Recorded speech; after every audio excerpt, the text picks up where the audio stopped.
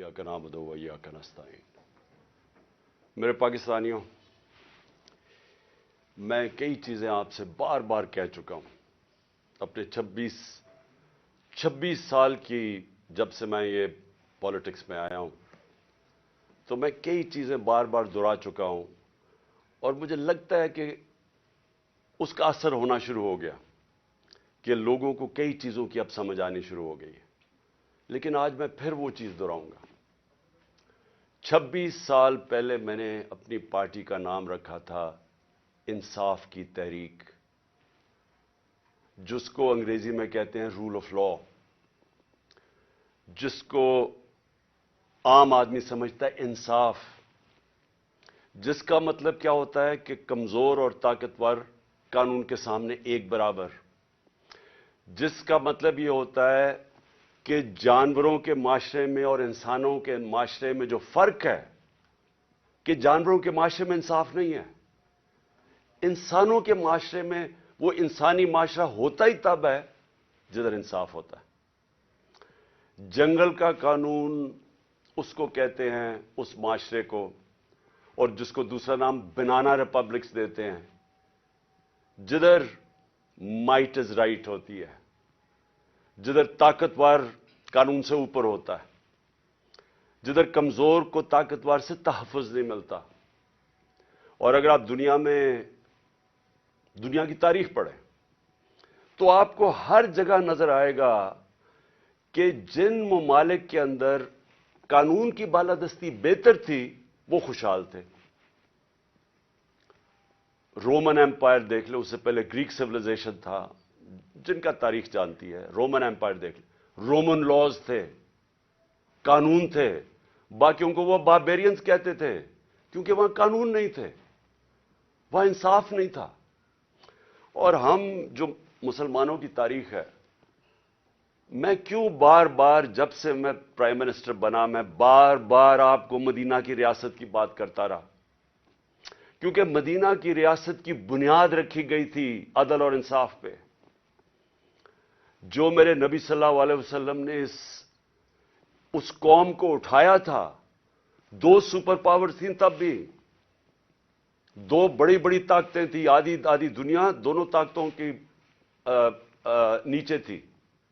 उधर से उन लोगों की हैसियत ही नहीं थी, उनको मेरे नबी सल्लल्लाहु अलैहि वसल्लम ने दुनिया की इमामत करवाई, लेकिन बुनियाद रखी अदल और इंसाफ पे। कानून के सामने सब एक बराबर। फरमाया कि मेरी बेटी भी अगर जुर्म करेगी तो उसको सजा मिलेगी। और फिर जो आज पाकिस्तान के हालात हैं, उन्होंने आज से 1500 साल पहले तकरीबन कह दिया था कि वो कौमें जो ताकतवर के लिए एक कानून बनाती हैं और वो जुर्म करते हैं उनको नहीं पकड़ती और सिर्फ कमजोरों को जेलों में डालती हैं, वो तबाह हो जाती हैं। ये मेरे नबी ने 1500 साल पहले कह दिया था। और आज मैं ये जो आज मीडिया आपके सामने आया हूं, आपको ये बताने के लिए कि जिस तरह हम नमाज में कहते हैं ना कि अल्लाह उनके रास्ते पे लगा जिनको नेमतें बख्शी, उनको नहीं जो तबाही के रास्ते पे निकल गए। ये हम 5 वक्त की नमाज में मांगते हैं। आज हम उधर खड़े हैं। एक तरफ है अल्लाह की नेमतों का रास्ता, मुश्किल रास्ता है लेकिन इंसान की अजमत का रास्ता है। दूसरी तरफ तबाही का रास्ता है, जिस तरफ हम ये जो मौजूदा सेटअप है ये लेके जा रहा है। मेरे पाकिस्तानियों याद रखें, मैं वो खुशकिस्मत इंसान हूं, 70 साल जिसकी उम्र है, अल्लाह मुझे सब कुछ दे बैठा है। कोई इतना खुशकिस्मत नहीं, मैं उसका बार बार शुक्र अदा भी करूं तो वो काफी नहीं है। किसी इंसान को इस मुल्क में अल्लाह ने इस तरह की इज्जत नहीं दी। हुकूमत से इन्होंने साजिश के तहत मुझे बाहर निकाला तो आप लोगों ने लाखों की तादाद में सड़कों पर निकले। किस प्राइम मिनिस्टर को आज तक इस तरह की इज्जत मिली है? और हुकूमत के बाहर पब्लिक के अंदर मैं निकला तो जिस तरह की इज्जत आपने मुझे दी, किसको मिली आज तक? कौन से प्राइम मिनिस्टर को मिली? तो उसके लिए वजारत उज़्मा क्या चीज है? इससे बड़ी चीज क्या है कि कौम उसकी इज्जत करती है। तो میں آج آپ کے لیے یہ کہنا چاہتا ہوں کہ دیکھیں، یہ آپ ایک بڑے خطرناک موڑ پہ کھڑے ہیں۔ اگر میری قوم میری آواز آج سن کے آپ جو اللہ نے ہمارے اوپر حکم دیا ہوا ہے جہاد کا، جہاد ہے کیا؟ پہلے میں یہ بھی کلیئر کر دوں، ظلم کے سامنے اور ناانصافی کے سامنے کھڑا ہونا جہاد ہے۔ اللہ نے ہمارے پہ فرض کیا ہوا ہے۔ کیوں کیا ہوا ہے؟ ہماری بہتری کے لیے۔ جو قومیں رائے حق پہ کھڑی ہوتی ہیں اور انصاف کے لیے کھڑی ہوتی ہیں وہ آزاد ہو جاتی ہیں، اور انصاف کے بعد ہی خوشحالی آتی ہے۔ پہلے مدینہ کی ریاست میں عدل اور انصاف آیا، پھر خوشحالی آئی۔ نیلسن منڈیلا جو موجودہ بڑا ایک لیڈر میں مانتا ہوں، اس نے بڑی پتے کی بات کی۔ اس نے کہا اگر تم نے غربت کم کرنی ہے تو پہلے انصاف لے کے آؤ۔ چائنا نے دنیا کی تاریخ میں کبھی کسی قوم نے غربت کم نہیں کی جو چائنا نے کی ہے۔ 70 کروڑ لوگوں کو پچھلے 30-35 سال میں غربت سے نکال لیا انہوں نے، اور اسی قوم نے 450 وزیروں کو کرپشن کے اندر جیل میں ڈالا، یعنی طاقتور وزیروں کو انہوں نے قانون کے نیچے لے کے آئے۔ تو جو خوشحالی ہوتی ہے وہ انصاف کے ساتھ ہوتی ہے۔ حضرت علی کا قول ہے کہ کفر کا نظام چل جائے گا لیکن ظلم اور ناانصافی کا نظام نہیں چل سکتا۔ جدھر ہم جا رہے ہیں یہ نظام نہیں چل سکتا اور نہیں چل رہا۔ آج پوچھیں لوگوں کے حالات۔ آج کون سی قیامت آئی تھی کہ اپریل میں ہماری حکومت گئی ہے؟ 65 روپے کلو آٹا تھا، آج 135 روپے پہ پہنچ گیا یا اس سے بھی اوپر۔ کون سی قیامت آئی تھی کہ بجلی دگنی ہو گئی ہے؟ پٹرول ڈیزل دنیا عالمی مارکیٹ میں تو ان کی تیل کی قیمت کم ہے۔ کون سی قیامت آئی کہ یہ قیمتیں ان کی آج ادھر پہنچ گئی ہیں؟ کسانوں سے پوچھیں کون سی قیامت آئی ہے کہ یوریا دگنا ان کو دے رہا؟ 60 ارب روپیہ کسانوں نے صرف گندم کی فصل کے لیے یوریا پہ ایکسٹرا خرچ کیا ہے ہمارے دور سے۔ تو کیا ہوا پاکستان؟ یعنی ہماری حکومت جانے سے اب تک یہ کیا ہوا کہ بجلی آج دگنی ہو گئی ہے؟ بجلی کے بل لوگوں سے پوچھیں، آج عوام سے پوچھیں تو صحیح ان کے حالات کیا ہیں، اور ابھی مزید اور مہنگائی آنے والی ہے۔ لیکن جو اس ملک کے طاقتور ڈاکو تھے انہوں نے اربوں روپے کے اپنے کرپشن کے کیسز ختم کروا لیے۔ 1100 ارب روپے کے اپنے کرپشن کے کیسز ختم کروا دیے اور قوم کو انہوں نے بھیج دیا تباہی کی طرف۔ آج ہمارا ملک، کبھی بھی ہمارے معاشی حالات ایسے نہیں تھے جو آج ہے۔ تو یہ کیوں ہے؟ سوال پوچھیں نا اپنے آپ سے، کیوں ہے؟ ہم سب سے زیادہ، میں پاکستانی، میں آپ کو بتاؤں جب میں مکہ گیا ہوں، مدینہ گیا ہوں، سب سے زیادہ مسلمان پاکستانی مجھے ملے وہاں۔ ہم یہاں تبلیغی جماعت کا اجتماع ہوتا ہے، 20 لاکھ لوگ جمع ہو جاتے ہیں، کیونکہ سارے یا عاشق رسول ہیں، اپنے دین میں ماننے والے لوگ ہیں۔ لیکن کیا وجہ ہے کہ ہم تباہی کے راستے پہ کھڑے ہیں؟ کیوں نہیں اللہ ہماری دعائیں کیوں نہیں سن رہا؟ کیونکہ اللہ نے کئی قانون بنائے ہوئے ہیں۔ سارے جتنے اللہ کے پیغمبر دنیا میں آئے تھے، سب ان کی دو میسیجز تھیں، صرف پیغام دو تھے: انصاف قائم کرو اور انسانیت، یعنی کمزور کی مدد کرو، جو کہ جانوروں کے قانون کے اندر کمزور کی سروائیول آف دا فٹسٹ ہے، کمزور مر جاتا ہے۔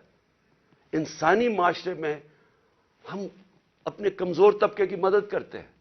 جس کو پہلی دنیا کی تاریخ میں فلاحی ریاست بنائی تھی وہ مدینہ میں بنائی گئی تھی، انسانیت کا نظام آیا تھا۔ تو ہم اپنے آپ سے پوچھیں کہ آج وہ ملک جو خیرات دینے میں سب سے زیادہ ہے، میں اس کے سامنے ہوں، کبھی یعنی کہیں دنیا کے اندر کینسر ہاسپٹل کے اندر 75% مریضوں کا مفت علاج نہیں ہو سکتا، صرف پاکستان میں ہے۔ کیونکہ لوگ جب دیکھتے ہیں، جب کسی ادارے کو، جو خیراتی ادارے کے اوپر جب اعتماد کرتے ہیں، تو اس سے زیادہ کھلے دل کے لوگ ہی کوئی نہیں ہے۔ تو ہم وہ قوم ہیں جو ترستی ہے، جس کا نعرہ تھا کہ پاکستان کا مطلب کیا، لا الہ الا اللہ، عظیم نعرے. ہم نے اللہ سے دعویٰ کیا کہ اللہ تیرے سوا ہم کسی کے سامنے نہیں جھکتے، ہم آزاد لوگ ہیں، ہم نے آزادی کا دعویٰ کیا. آج اپنے حالات ہم دیکھیں، نہ ہمارے پاس آزادی ہے، نہ یہاں خوشحالی ہے، غربت بڑھتی جا رہی ہے، دن بدن قیمتیں بڑھتی جا رہی ہیں. تنخواہ دار طبقے سے پوچھیں کہ کیا حالات ہیں ان کے، پوچھیں آج بزنس مین سے، سب دکان، آج فیکٹریاں بند ہو رہی ہیں. پوچھیں آج بزنس، کون سی، کسانوں سے پوچھیں، کسی سے پوچھیں، خاص طور پہ تنخواہ دار طبقے سے آج پوچھیں کہ وہ گزارا کیسے کر رہا ہے. تو کیا وجہ ہے اس کی؟ میں آج آپ کو بتاتا ہوں. اس کی وجہ ایک ہے کہ یہاں ظلم اور ناانصافی کا نظام ہے. میرے نبی صلی اللہ علیہ وسلم نے کہہ دیا تھا 1500 سال پہلے کہ طاقتور اگر چوری کرے تو آپ اس کو NRO دے دیں اور بیچارے غریب لوگ جیلوں میں جائیں اور پھر سمجھیں کہ اللہ ہماری دعائیں قبول کرے گا. اور اس لیے جہاد اس نے ہمیں کہا ہے کہ ظلم کے سامنے کھڑے ہو، ناانصافی کو قبول نہ کرو. اور آج میں خاص طور پہ مخاطب ہوں اپنی پاکستان کی عدلیہ سے اور اس کے بعد پاکستان کی وکلا برادری سے. دیکھیں، اللہ نے آپ کے اوپر بہت بڑی ذمہ داری سونپی ہے. یہ وقت ہے آپ کا کہ آپ اس ملک میں رول آف لا کے لیے کھڑے ہوں. میں یہ آپ کو پورے ایمان سے کہتا ہوں کہ جس طرف یہ لے کے جا رہے ہیں، ہمیں کوئی مستقبل نہیں ہے اس ملک کا. جس طرح کے فیصلے کیے جا رہے ہیں، جس طرح کی انصاف کی اور قانون اور آئین کی دھجیاں اڑائی جا رہی ہیں، جس طرح وہ جنگل کا قانون نافذ کیا جا رہا ہے، اس طرح ہمارے ملک کا کوئی مستقبل نہیں ہے. پہلی دفعہ لوگوں کو خوف آنا شروع ہو گیا ہے. لوگ پاکستان سے امید ان کی چلی گئی ہے. 8 لاکھ لوگ ہمارے 7-8 مہینے میں پروفیشنلز، وہ طبقہ جو ایک ملک کی جان ہوتا ہے، وہ چھوڑ کے چلا گیا ہے. باہر لوگ سرمایہ کاری کے لیے نکل گئے ہیں کیونکہ امید جانی شروع ہو گئی ہے. تو اس لیے میں اپنے معزز عدلیہ، اپنے ججز سے اور اپنی وکلا کمیونٹی سے، میں آج آپ سے خاص طور پہ آج اپیل کر رہا ہوں اپنے ملک کی خاطر. میں پھر سے ریپیٹ کرتا ہوں کہ اللہ نے عمران خان کو جو دے دیا ہے، میں اپنی خوابوں میں بھی نہیں سوچتا تھا کہ وہ مجھے اس طرح کی عزت دے گا. اور انسان کیا چاہتا ہے دنیا میں؟ عزت ہی چاہتا ہے. انسان کے پیسے بناتا ہے عزت کے لیے، پاور میں آتا ہے عزت کے لیے. تو جب اللہ نے اتنی عزت دے دی ہے تو مجھے اور کیا مل سکتا ہے؟ میں صرف اس وقت آپ سب کے لیے کھڑا ہوں. میری جو ساری جدوجہد ہے وہ آپ کے لیے، اور آپ کو اس کے لیے سب کو کھڑا ہونا پڑے گا. میں سارے پاکستانیوں کو کہہ رہا ہوں، آپ اگر آج نہ کھڑے ہوئے، میں آپ کو یقین دلاتا ہوں کہ آگے اندھیرا ہے. میری آواز کیوں بند کرنے کی کوشش کی جا رہی ہے؟ کیوں وہ پولیس یہ فواد چودھری کو کیوں پکڑا ہے؟ کون سا جرم کیا اس نے؟ کوئی مجھے جمہوریت میں بتائے کہ یہ جرم ہوتا ہے کہ جو اس نے اس کو منشی کہہ دیا، اس کو چیف الیکشن کمیشن. کبھی اس کے اوپر بھی کسی جمہوریت میں پکڑا جاتا ہے؟ اعظم سواتی کا کیا قصور تھا؟ کیا اس نے کہہ دیا کہ جناب ایکس آرمی چیف نے NRO 2 دے دیا؟ تو یہ سینیٹر ہے، اس کی رائے ہے. یہ باقی اس ملک کی اکثریت سمجھتے ہیں کہ ٹھیک ہے. اس کو ننگا کر کے، تشدد کر کے، پھر وہ گندی ویڈیو، اور پھر اس کو پکڑ لیا، 30 FIR کاٹ دی. شہباز گل، ارشد شریف، جو ارشد شریف کی خبریں آتی ہیں کہ کس طرح اس سے کیا گیا. کیا بچہ جانتا ہے پاکستان میں کہ ارشد شریف جیسا خوددار، دیانتدار، کریڈیبل، ایک محب وطن شاید ہی کوئی صحافی آیا ہو. اس سے جو کیا ہے، اور یہ جو میرے اوپر قاتلانہ حملہ کس لیے کیا گیا؟ میں نے کون سا جرم کیا تھا؟ اور اس کے اوپر ابھی میں آتا ہوں جب میں باقی چیزیں بھی آپ کو سامنے رکھتا ہوں. لیکن میں آج اپنی قوم کو کہہ رہا ہوں کہ دیکھیں آپ کا مستقبل آپ کے ہاتھ میں ہے. آپ ہیں اللہ کے بعد اس ملک کے وارث. آپ کو اپنی تقدیر اپنے ہاتھ میں لینی پڑے گی. یہ میرا وعدہ ہے کہ جب تک میں زندہ ہوں میں اس ملک کے لیے سٹرگل کروں گا. میں کیوں سٹرگل کروں گا؟ کیونکہ میں کبھی نہیں بھولتا کہ بچپن سے مجھے بتایا گیا ہمارے بڑوں نے کہ تم خوش قسمت ہو، تم آزاد ملک میں پیدا ہوئے ہو. وہ ہمارے بڑے سارے غلام ہندوستان میں پیدا ہوئے تھے. بچپن سے یہ ہمارے میں ڈالا گیا کہ یہ کتنا خوش قسمت سارے ہم ہیں، میری جنریشن، کہ ہم تو ایک آزاد ملک میں پیدا ہوئے. میں کبھی بھی جب دنیا میں باہر گیا، کرکٹ کھیلی، بڑا ٹائم گزارا ہے، پروفیشنل کرکٹ کھیلتا تھا، کبھی میرے ذہن میں یہ نہیں آیا کہ میں پاکستان کے علاوہ کسی اور ملک میں رہ سکتا ہوں. اور میں ابھی بھی جتنی میری باقی زندگی ہے اس ملک کے لیے، میں آپ کو یقین دلاتا ہوں کہ نہ مجھے کوئی جیل سے ڈر ہے. موت میں نے اپنے اتنے قریب سے دیکھی ہے کہ اتنے قریب سے دیکھی ہے. مجھے پورا اللہ پہ اعتماد ہے. میں لا الہ الا اللہ پہ ماننے والا انسان ہوں. جب اس کا فیصلہ ہوگا، قرآن شریف کے اندر آپ پڑھ لیں، آپ نہ آگے ہوتا ہے ٹائم نہ پیچھے ہوتا ہے. اس لیے مجھے کوئی فکر کسی کی نہیں ہے. اور مجھے کوئی یہ جو ہر وقت جیل لے کے جانے لگے ہیں، مجھے اس سے کوئی فکر نہیں ہے. اور نہ ہی میں آپ سب کو کہتا ہوں آپ کو یہ جیل سے ڈرنا نہیں چاہیے. جیل کا ڈراوے جی جیل میں ڈال دیں گے، ڈال دیں جیل میں، کتنوں کو ڈالیں گے. اس لیے میری قوم، آپ کو اگر اپنے آپ کو بچانا ہے، آپ کو اللہ کے حکم پہ چلنا پڑے گا، انصاف کے ساتھ کھڑا ہونا پڑے گا. اب میں اپنی عدلیہ سے پہلے آتا ہوں. سب سے پہلے الیکشن کمیشن نے محسن نقوی کو پنجاب کا چیف منسٹر بنایا.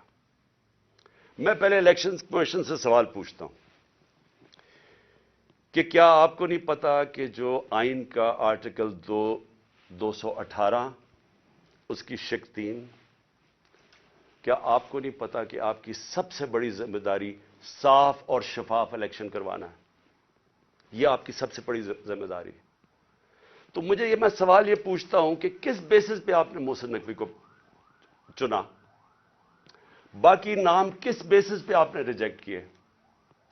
جبکہ ہم نے وہ نام چن کے دیے جو ہم سمجھتے تھے کہ نون لیگ ایکسپٹ کر جائے گی ان کو، کیونکہ سکھیرا صاحب اس وقت کیبنٹ سیکرٹری ہیں، شہباز شریف کے کیبنٹ سیکرٹری ہیں.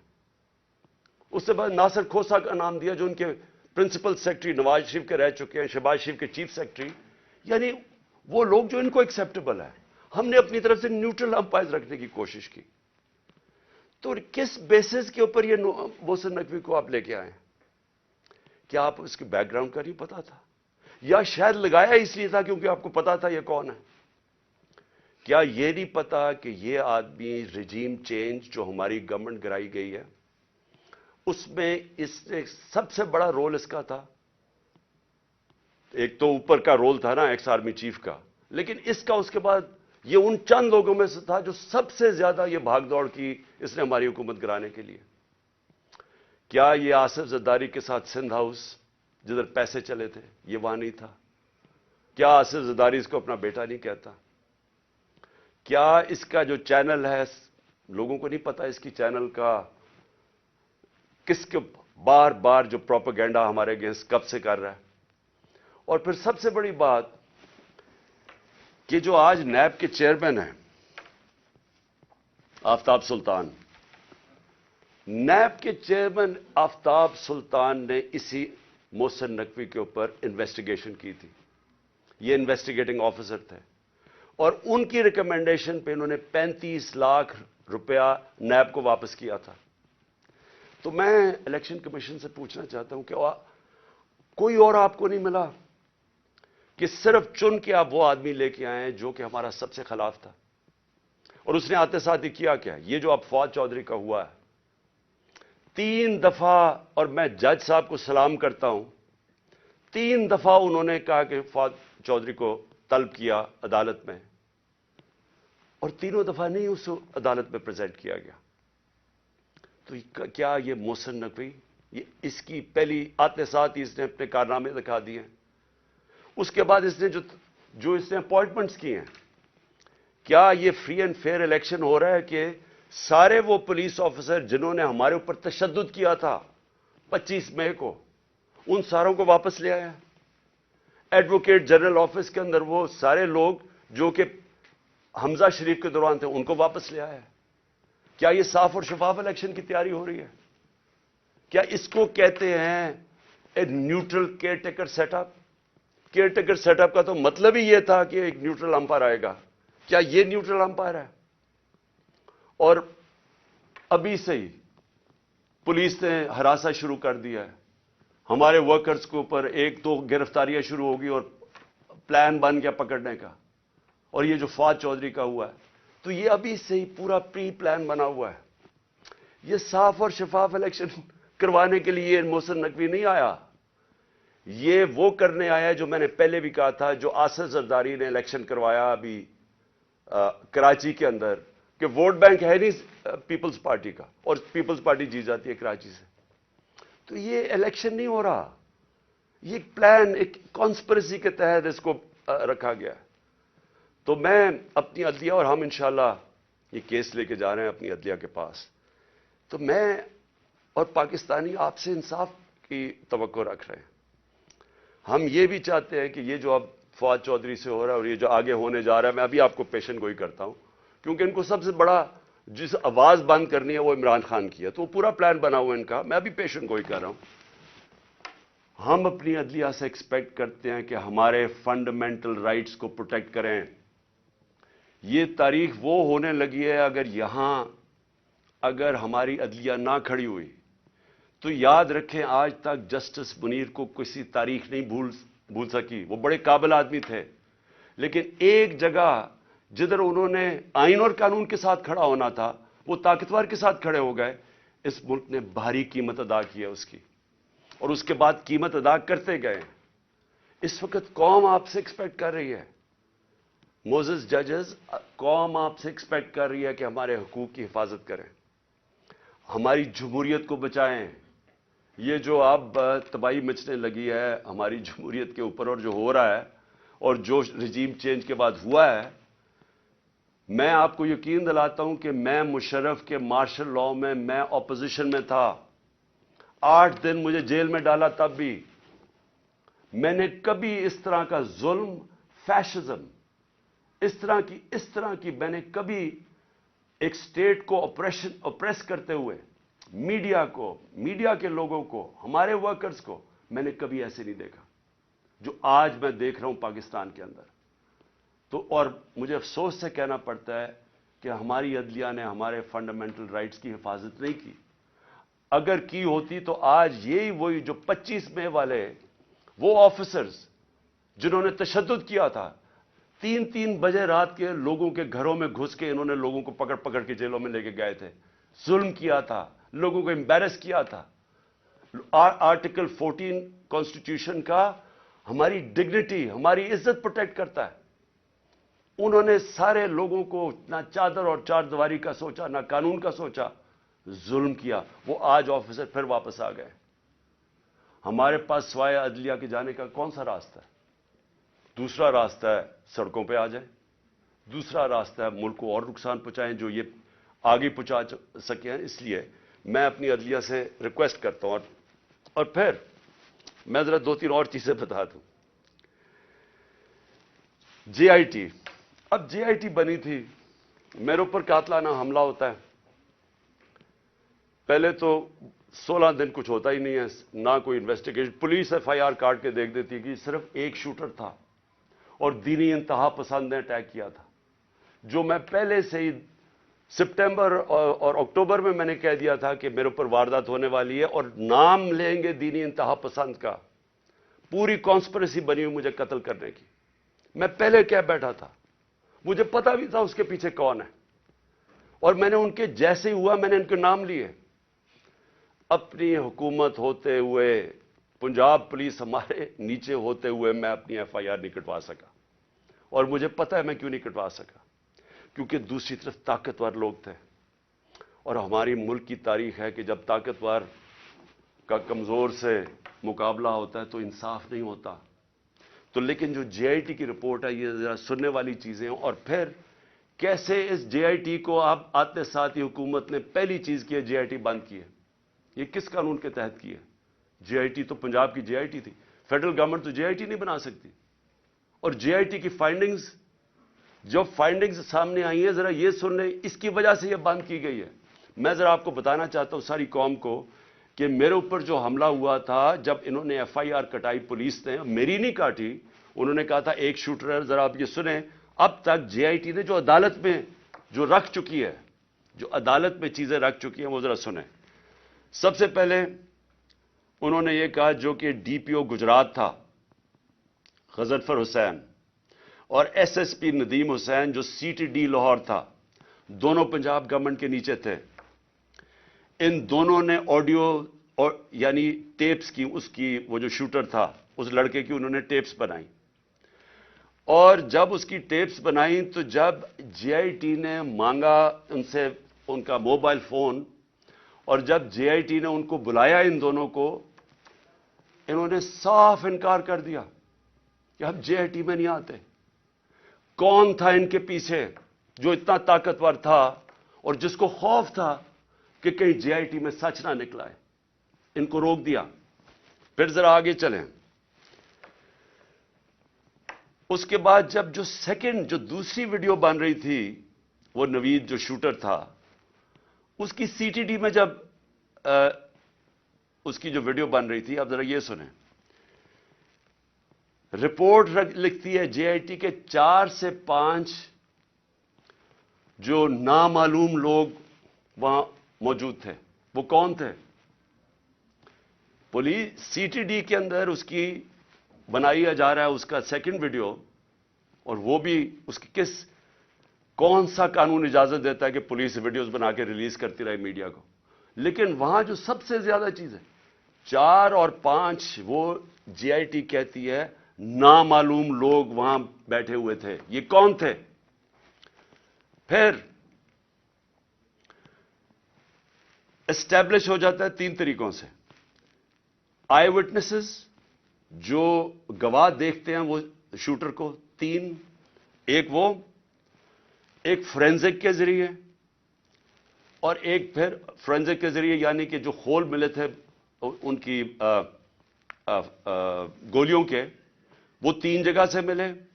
اور کرائم سین رپورٹ جو تھی, ان سب نے ثابت کیا کہ 3 شوٹر تھے. یعنی جو انہوں نے رپورٹ بنائی تھی کہ صرف ایک دینی انتہا پسند نے قتل کرنے کی کوشش کی, اس کو سب کو رد کر دیا.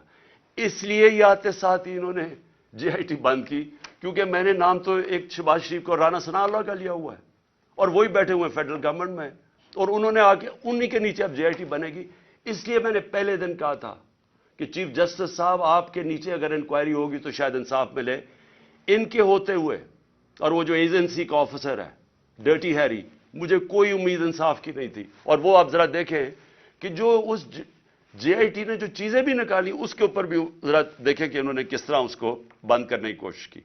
پھر یہ ثابت ہو گیا کہ جو لڑکا نوید تھا وہ کوئی دینی انتہا پسند نہیں تھا, اور اس کو ٹریننگ دی گئی تھی پسٹل شوٹنگ کے اندر.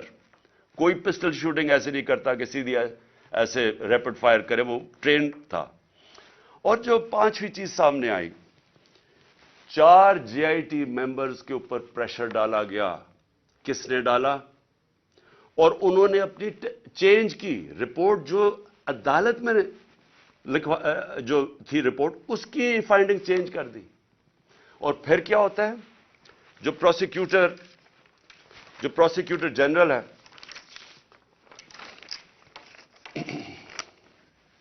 جو انڈیپینڈنٹ انکوائری کرتا ہے ان 4 لوگوں کے اوپر جو اپنے چینج کرتے ہیں رپورٹ, یہ جو 4 جے آئی ٹی ممبرز اپنی رپورٹ چینج کرتے ہیں, انڈیپینڈنٹ انکوائری کنڈکٹ کی جاتی ہے پروسیکیوٹر جنرل آف پاکستان. وہ ان کے اوپر انڈیپینڈنٹ انکوائری کنڈکٹ کرتا ہے, اور وہ کنفرم کرتا ہے, prosecutor general of Pakistan confirm کرتا ہے کہ انہوں نے اپنی غلط ٹیسٹ اپنی بدلی.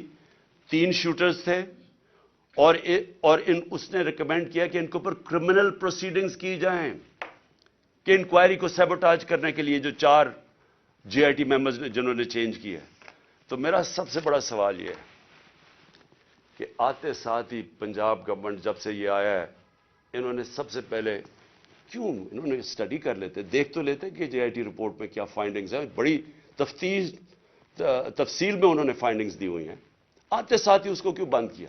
اور پھر جو سب سے زیادہ کام کر رہا تھا, پہلے تو یہ 4 بھگا دیے, جو سب سے زیادہ کام کر رہا تھا, میں اس کا نام دیتا ہوں, وہ بڑا مجاہد, اس طرح بھی ماشاءاللہ ایسے لوگ تھے, انہوں نے آتے ساتھ ہی یہ جو محسن نقوی نے اور کیا کام کیا کہ اس نے جو لڑکا جو سب سے زیادہ کام کر رہا تھا, اس کا میں نام اس لیے بتانا چاہتا ہوں کیونکہ سعید انور شاہ, یہ انویسٹیگیٹنگ آفیسر تھا جس نے کھڑا ہوا اور جس نے عدالت کے اندر چلان دیا. انہوں نے آتے ساتھ ہی اس کو سسپینڈ کر دیا. تو میں اس سے کیا مجھے نظر آتا ہے, اس سے مجھے نظر آتا ہے کہ اگر کسی کو بھی شک بھی تھا کہ اس کے پیچھے طاقتور لوگ تھے جنہوں نے یہ سارا پلان کیا ہے, وہ شک ساروں کے دور ہو جانے چاہیے. یہ پلان تھی کانسپریسی, اور یہ لوگ یہ جو اوپر بیٹھے ہوئے ہیں شہباز شریف اور وہ جو دوسرا ہے رانا ثناء اللہ, وہ بالکل اس کے اندر ملوث تھے. کیونکہ اگر وہ ملوث نہیں تھے, ان کو کس چیز کا ڈر تھا؟ کیوں وہ یہ بار بار JIT کو سیبوٹاج کرنے کی کوشش کر رہے تھے, اور کر دیا. کیوں نہیں چلنے دیا JIT کو؟ بعد میں رپورٹس چیلنج ہو سکتی ہیں, اس کے اوپر کیس تو آگے چلتا ہے, لیکن کیوں انہوں نے کیا؟ کیونکہ ہمارے ملک کی تاریخ ہے. لیاقت علی خان کس نے ان کو قتل کیا ابھی تک کبھی نہیں پتا چلا. بے نظیر بھٹو کوئی پتہ نہیں, ایک دم اس کی جو سین تھا جدھر وہ بیچاری کو شہید کیا گیا, وہ سارا ایک دم کلیئر کر دیا. کس کے انسٹرکشن پہ کیا گیا کوئی کبھی نہیں پتا چلتا. اس لیے یہ جو پورا کور اپ ہو رہا ہے, یہ بھی کیونکہ طاقتور لوگ انوالوڈ ہیں, اس لیے کوئی پوری کوشش ہوگی اس کو کور اپ کرنے کے لیے. میں آگے اب چلتا ہوں. جب جو آئین ہے ہمارا, اور آئین بڑا کلیئر ہے, آئین کا آرٹیکل 105 یہ کہتا ہے کہ جیسے ہی ایک اسمبلی ڈیزالو ہوتی ہے, جیسی اسمبلی ڈیزالو ہوتی ہے تو گورنر 48 گھنٹے کے اندر وہ ایک ڈیٹ دیتا ہے الیکشن کی. یہ آئین کے اندر لکھا ہوا ہے, 105 آرٹیکل 105 میں لکھا ہوا ہے.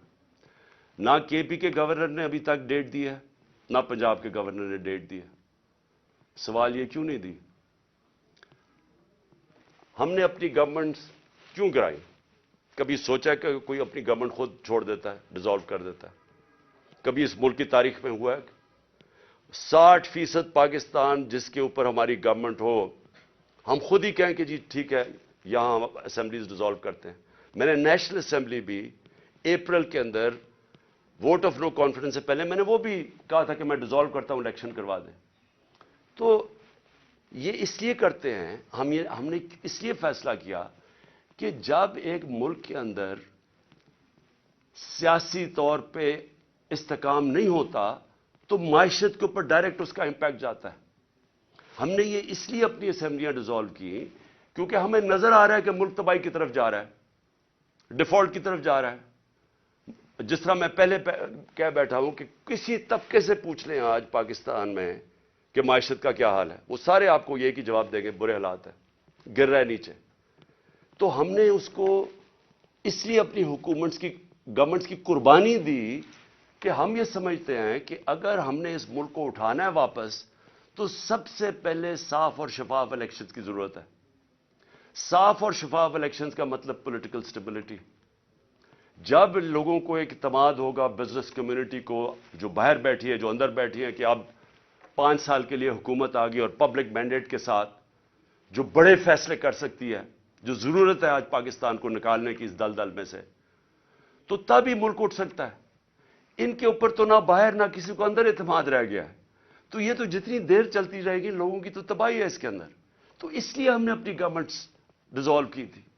ہمارا سوچ یہ تھی کہ اس کے بعد الیکشنز کی طرف ہم جائیں گے, اور اس لیے قربانی دی تھی. ابھی تک لگ یہ رہا ہے, اور یہ جو محسن نقوی کو لے کے آئے ہیں, اب یہ واضح ہو گیا کہ ان کا کوئی موڈ الیکشن کروانے کا نہیں ہے. میں پھر اپنی عدلیہ سے پوچھتا ہوں کہ اب ذمہ داری آپ کی ہے. آئین کے اندر کوئی گنجائش نہیں ہے. جیسے ہی گورنمنٹ ڈیزالو ہوتی ہے آرٹیکل 105 105 واضح طریقے سے کہتا ہے کہ 90 دن کے اندر آپ نے الیکشن کروانے. اب ذمہ داری آپ کی ہے کیونکہ آپ کو دنیا دیکھ رہی ہے آپ کی طرف کہ کیا یہ آپ کریں گے یا نہیں کریں گے. کیونکہ میں پھر سے کہتا ہوں کہ مجھے افسوس سے کہنا پڑتا ہے کہ ہمارا ملک وہ نہیں بن سکا جو بننا چاہیے تھا. اور اس کی بہت بڑی وجہ یہ ہے کہ یہاں کبھی بھی رول آف لا نہیں ہوا. یا طاقتور ہمیشہ قانون سے اوپر ہے. تو یہ بار بار جب ہم ان سے بھی پوچھتے ہیں, یہ جو بیٹھے ہوئے ہیں اس وقت امپورٹڈ گورنمنٹ ایک ہارس ٹریڈنگ کے ذریعے رشوت دے کے خرید و فروخت کر کے آج بیٹھے ہوئے ہیں اوپر, یہ بھی کہتے ہیں جی ہو جائے گا, کوئی چیز ہو جائے گی, آگے چلے جائے گا الیکشن. بھئی کیسے چلے جائیں گے؟ آئین ہے یا نہیں ہے؟ اگر آپ کا ملک کے اندر آئین ہے اور کوئی قانون ہے تو پھر تو یہ آگے جا ہی نہیں سکتے 90 دن سے. تو یہ بھی آج میں اپنی عدلیہ کو کہنا چاہتا ہوں کہ یہ اب آپ کے اوپر بہت بڑی ذمہ داری آنے والی ہے, کیونکہ یہ جو محسن نقوی کو لے کے آئے ہیں اس کو کوئی ان کا نہیں نظر آ رہا کہ یہ الیکشن کروائیں گے. پھر میں آخر میں اپنی قوم سے بس یہ بات کر کے اپنی بات ختم کرتا ہوں کہ دیکھیں, میں جس طرح شروع کیا تھا کہ اللہ میرے پہ بڑا مہربان رہا ہے, میں اس کا شکر ادا جتنا بھی کروں کم ہے کہ مجھے تو اس ملک میں جو آپ نے عزت دی وہ کسی کو دی نہیں پہلے.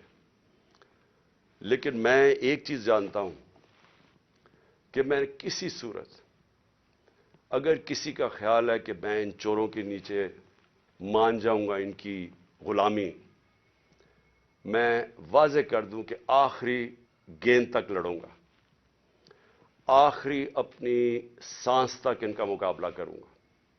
کوئی مجھے نہ جیل اور نہ یہ جو ڈراتے رہتے کوئی فکر نہیں ہے. اللہ نے ایمان دیا ہے, ایمان کی قوت دی ہے, اور سب سے بڑی قرآن کی آیت ہے کہ جو لوگ ایمان لے آئے اللہ ان کے خوف دور کر دیتا, ان کو آزاد کر دیتا. میں ایک آزاد انسان ہوں, میں کبھی غلامی کسی کی نہیں مانتا. میں لا الہ الا اللہ میرے دل میں ہے. میں نے اللہ کے سامنے دعویٰ کیا ہوا کہ اللہ تیرے سوا کوئی خدا نہیں ہے. کوئی خوف کے بت کی میں پوجا کرتا نہیں, اور نہ آپ کو کرنی چاہیے. کیونکہ میں ایک مثال دیتا ہوں ہمیشہ لوگوں کو, کیونکہ اسلام کی تاریخ آپ پڑھیں تو جو سب سے دردناک اور تکلیف دہ واقعہ وہ ایک ہی ہے, جس طرح حضرت امام حسین کی شہادت ہوئی. اور میں ہمیشہ یاد کراتا ہوں لوگوں کو کہ کوفہ کے لوگوں کو, انہوں نے تو بلکہ دعوت دی تھی امام حسین کو, ان کو پتا تھا وہ رائے حق پہ ہے, ان کو پتا تھا کوفہ کے لوگوں کو, لیکن یزید کے خوف کے ظلم کے خوف کی وجہ سے انہوں نے اتنا بڑا سانیہ ہونے دیا اسلام میں. آپ بھی یہ خوف کا بت توڑ دیں, میری طرح آزاد ہو جائیں, اور کسی صورت ان کو نہ قبول کریں. مجھے جو صرف ایک افسوس ہے کہ میں جب سیاست شروع کی تھی 26 سال پہلے, تو میں یہ سمجھتا تھا کہ 2 طرح کے طبقے پاکستان میں ہیں. ایک وہ طبقہ ہے چھوٹا سا جو اس ملک کا پیسہ چوری کر کے باہر لے جاتا ہے, ان کے پاس اربوں ڈالر باہر پڑے ہیں, بڑے بڑے پراپرٹیز, مے فیئر سب سے مہنگے علاقے میں لنڈن میں پراپرٹی ہے, بیٹا ون ہائیڈ پارک وہ سب سے مہنگا علاقہ ہے, آف شور اکاؤنٹس میں ان کے پیسے پڑے ہوئے ہیں. تو میں ان کو تو پاکستان نیچے جاتا ہے, ان کو کیا ہوگا, جب مشکل پڑتی ہے جہاز پکڑ کے باہر چلے جاتے ہیں. تو ایک ایسا طبقہ چھوٹا سا بیٹھا ہوا ہے, ہر وقت پیسہ اس ملک سے چوری کر کے باہر لے جاتا ہے. ٹیکس بزنس مین ہے, ٹیکس چوری کیا وہ باہر. ریل اسٹیٹ کے اندر بیٹھے ہوئے لوگ, جیسی پیسہ بنتا ہے حوالے ہنڈی سے پیسہ باہر. تو ان کو کوئی تکلیف نہیں ہے کہ پاکستان نیچے جاتا یا نہیں, ان کو تکلیف نہیں ہے کہ ہم غلامی کریں, کبھی کسی کی غلامی جو آج تک کرتے آئے ہیں, ان کو فکر نہیں ہے, کیونکہ ان کا سٹیٹ پاکستان میں نہیں ہے. اور اس لیے میں ان کے خلاف نکلا تھا آج سے 26 سال پہلے, اور اس لیے جب تک میرے میں سانس ہے میں ان کا مقابلہ کروں گا. لیکن ایک دوسرا طبقہ جن کا جینا مرنا پاکستان میں، وہ اکثریت اس ملک کی عوام ہے، اور اس ملک کے وہ ادارے ہیں، وہ ادارہ جس کو پتا ہے کہ اگر یہ ملک کی معیشت نیچے جاتی ہے تو سب سے پہلے نقصان اس ادارے کا ہے۔ آج سری لنکا کے اندر آئی ایم ایف نے حکم دیا سری لنکا کو کہ اپنی جو سری لنکا کی فوج ہے اس کا آدھا کرو۔ مصر کے اندر آئی ایم ایف نے حکم دیا ہے کہ اپنی فوج کی فضول خرچیاں کم کرو۔ تو کیا وہ جب ہم جو یہ امپورٹڈ حکومت ہمیں اپنے گھٹنوں پہ لے آئی ہے، اپریل میں پاکستان کے ادھر کھڑا تھا، صرف اکنامک سروے آف پاکستان آپ دیکھ لیں، اور آج کے ادھر ہے، تو کیا وہ جو اب ہمارے سے قیمت ادا کریں گے، کیا ہماری طرح کے جو سمجھتے ہیں کہ ہم ایک آزاد ملک میں رہنا چاہتے ہیں، کیا ہماری آزادی خطرے میں ہوگی یا نہیں؟ تو میں یہ ہمیشہ سمجھتا تھا کہ یہ ادارے کبھی بھی ان لوگوں کے ساتھ نہیں ہوں گے جو یہ ملک کا پیسہ چوری کر کے باہر لے کے جاتے ہیں۔ اور مجھے بڑا افسوس سے کہنا پڑتا ہے کہ ہماری حکومت ہٹا کے ان لوگوں کو بیک کیا گیا جو اس ملک کو 30 سال سے لوٹ رہے تھے۔ چھوڑیں کہ میں کیا کہتا ہوں، صرف انٹرنیشنل میڈیا ان کے متعلق کیا کہتا ہے۔ آج تو ٹیلی فون ہے، اپنا گوگل کر لیں کہ ان دونوں بڑے خاندانوں کے اوپر انٹرنیشنل میڈیا کیا کہتا ہے۔ ان کے خلاف ہماری اسٹیبلشمنٹ نے، ہماری ایجنسیز نے کیا کیا چیزیں نکالی ہوئی ہیں ان کی چوری کے اوپر۔ تو مجھے حیرت یہ ہوئی کہ رجیم چینج کے بعد ان کے ساتھ کیسے کھڑے ہو گئے، وہ ادارہ جس کا سب سے زیادہ سٹیک ہے کہ پاکستان ایک طاقتور ملک بنے، کہ اگر ایک ملک کی معیشت نیچے جاتی ہے تو ہمیں سوویت یونین کی مثال ہے کہ وہ ملک ٹوٹ گیا، تکڑی ترین فوج تھی لیکن ملک ٹوٹ گیا کیونکہ معیشت نیچے چلی گئی۔ تو ان کے نیچے جو انہوں نے 30 سال سے یہ ملک سے کر رہے ہیں، مجھے ابھی تک نہیں سمجھ آ رہی کہ کیسے وہ ادارے ان کے ساتھ کھڑے ہو گئے۔ میں آخر میں اپنی ساری قوم کو کہنا چاہتا ہوں کہ اپنی تقدیر اپنے ہاتھ میں لیں۔ آپ کا مستقبل، آپ کے بچوں کا مستقبل آپ کے ہاتھ میں ہے۔ آپ یہ اگر ظلم نہ، آپ کے پاس اب 2 راستے آ گئے، ایک تباہی کا راستہ ہے، ایک مشکل راستہ ہے، جدوجہد کا راستہ ہے، لیکن پاکستان کی عظمت کا راستہ ہے، اور مجھے امید ہے کہ آپ صاحب صحیح فیصلہ کریں گے۔